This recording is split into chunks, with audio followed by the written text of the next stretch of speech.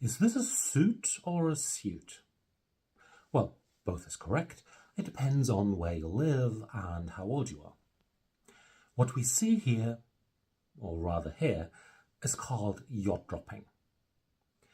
The regular long pronunciation of the letter U is U, just like the letter name, two sounds y, u.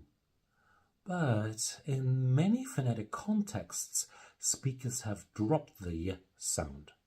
After all, it is always dropped. No one says rude, it's rude.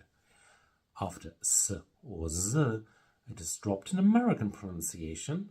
In Britain, speakers still retain it in some words but drop it in others. It's super but pseudo.